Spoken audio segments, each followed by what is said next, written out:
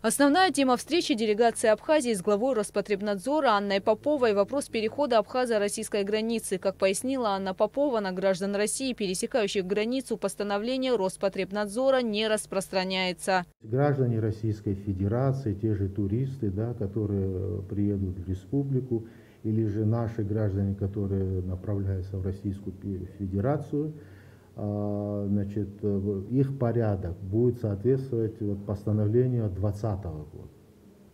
Поэтому там и никаких обследований не будет. Но в то же время в случае ухудшения эпидобстановки в Абхазии вполне возможно, что условия перехода через абхазо-российскую границу изменятся. При этом Томас Цахнакия подчеркнул, что число заболевших COVID-19 в Абхазии растет с каждым днем, а население не соблюдает рекомендаций СЭС. Это очень важный момент, и поэтому я хочу обратить особое внимание наших граждан на то, что мы не отменяли никакие ограничительные меры, что ношение средств индивидуальной защиты – это обязательно, так же как запрет на проведение массовых мероприятий в закрытых пространствах. Все то, что неминуемо приведет к увеличению количества вновь инфицированных. В рамках встречи активно обсуждались вопросы совместной борьбы с COVID-19. Был подписан план мероприятия взаимодействия Минздрава Абхазии и Ставропольского противочумного института. План предусматривает изучение штаммов вируса в Абхазии и иммунного статуса населения республики. С этой целью на днях в нашу страну приедут специалисты, которые будут проводить исследования на базе бак-лабораторий при республиканской СЭС. Соответственно, они нам будут оказывать содействие в подготовке кадров. Вы знаете, что мы открываем еще 2 ПЦР-лаборатории, одна в Ачамчирах, другая в Гагре.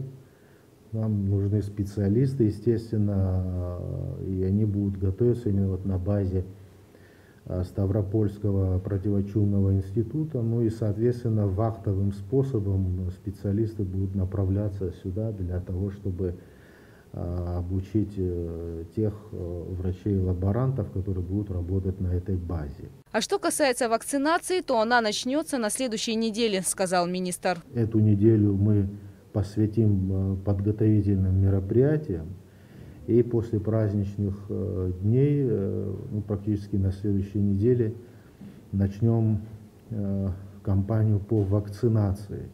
Это первая партия вакцины, естественно.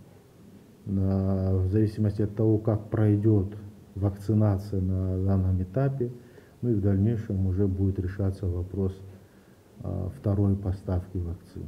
На встрече также обсудили вопрос подписания соглашения между Минздравом Абхазии и Роспотребнадзором по улучшению санитарно-эпидемиологической обстановки в республике. Гугу Савардания, Зору Беглава, Абхазское телевидение.